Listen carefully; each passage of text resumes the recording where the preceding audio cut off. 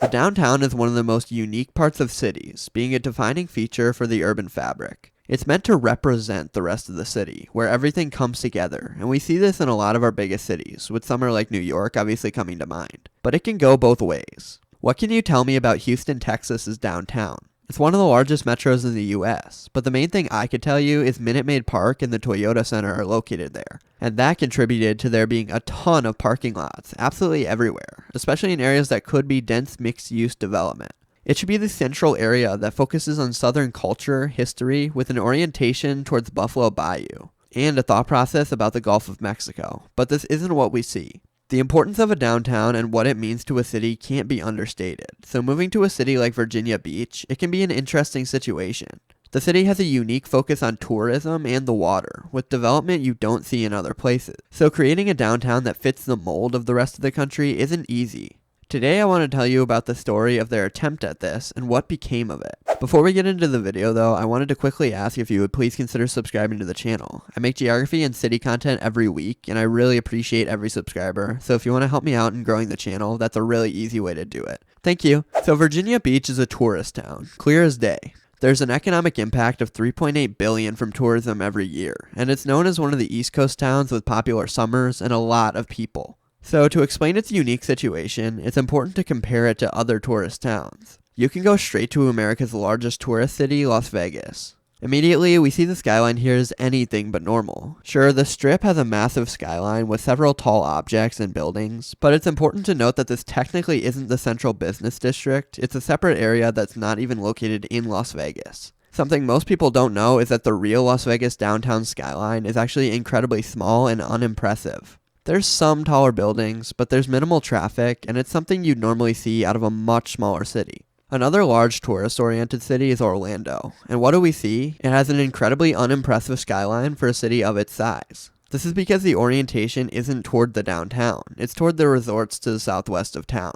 Now we can go back to Virginia Beach, look at the intricacies of the city. The first unique aspect is its location in the Hampton Roads, one of the most fascinating metro areas in the nation. It's formed by 7 communities of around or over 100,000 residents, and none of these cities are really the focus. Virginia Beach is the highest population of any at 450,000, but this isn't because it's the most important city, it just has to do with the size and development. Norfolk is the 3rd largest city in the metro, but it seems to have the central point in the metro with a real skyline. Still, every city is pulling away from this central district and focusing on their own development, so it's difficult for one massive central business district in a situation like this. Zooming in more to specifically Virginia Beach, the city lines are very large, due to it being the size of an entire county thanks to historic decisions. And this makes it very spread out overall. The 450,000 residents come from there being 2 main zones. The tourist zone that follows Virginia Beach Boulevard and then focuses on the coast, and the rest of the city, which is very residential and suburban.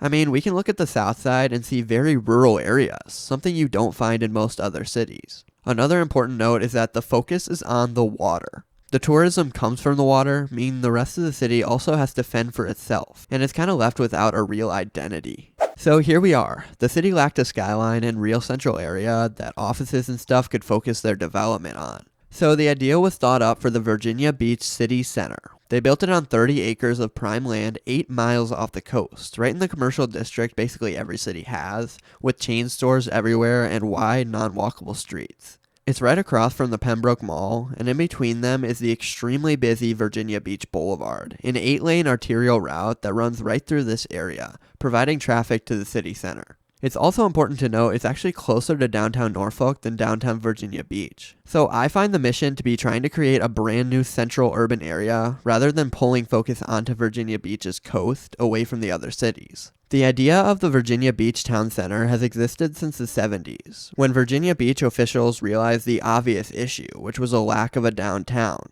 They actually reserved this land in 1973, zoning it as a central business district, which was a new zone created specifically for this purpose. Reserving the land is the easy part though. Funding was difficult and planning went on for decades until 2000, when the project was officially begun in phases, with private development as well as public investment being put into the area. The Armada Hoffler Tower was built, as well as several surrounding offices and retail, with $100 million of total investment to start things out.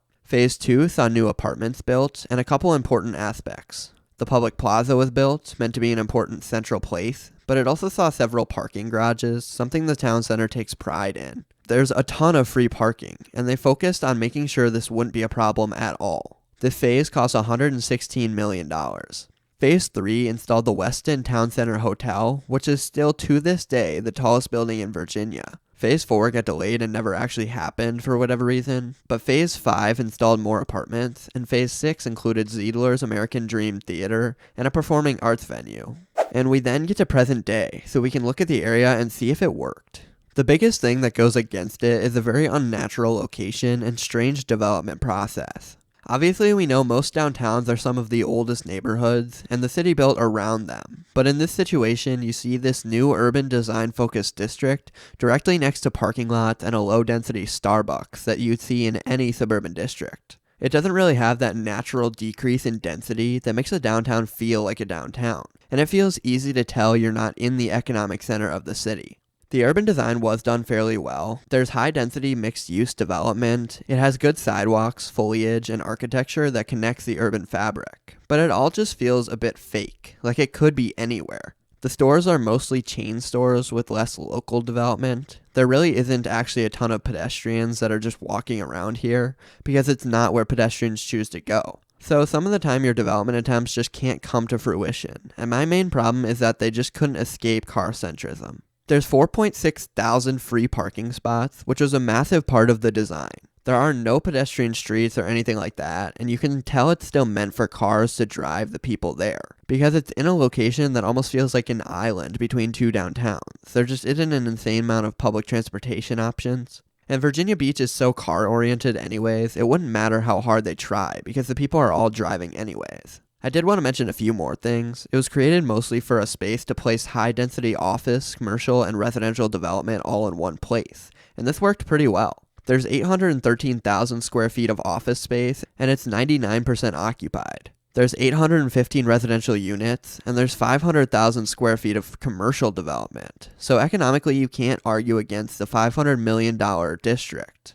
I wanted to point out this sort of hidden parking lot off Constitution Avenue. I love when parking is hidden from the street and on the inner part of buildings. But anyways, what do you think? There are arguments either way, and I find it especially important to note that it all just feels a bit fake, and it doesn't fully represent the culture of Virginia Beach, which is something you always want to go for in downtowns, as I said at the start of this video. They're continuing development, and the city would likely tell you it's been a huge accomplishment, so it really just depends on how you personally judge downtowns. Thanks for watching. Thank you to the members this week: Forta Jake, Ayuda, RFB, Sub, Rail Fanning, Nathan Nugget, Dutch Der Vanderlyn, Big Golden Yoshi Fan, James Cermak, Rob R, Big Pasty, James and Headley, Colonel Potter, Eric Hare, Sir JC17, Jerome McCall, The Big Fruit, Andres Quintero, Jesse Cook, JL Enrigo, The Autistic City Skylines Fan, Richard Law, Alexander Lichko, Laura Halliday, Charles Watson, Aiden Kyles, Happy Hode, Grant Dickerson, Midwest Rail Fan, Mick Kastner, D, Stephen Phillips, CJ Brick, Resident Contrarian, Haza the Wolf, Brock Sander, Stephen Priestman, SB Wilder, Alex Williams, Mickey DeMartinoff, Kurt Ainsley, KMS162, Bryson, Rosewood 4, Darkbird, Wolflake73, Snyder's Benjamin Whitings, and Ryan Devins. I appreciate you all so much as always. If you want to become a member, the link is down in the description below. All the money just goes straight into my savings, so if you want to help me out as a person, this is the best way to do it. Thank you.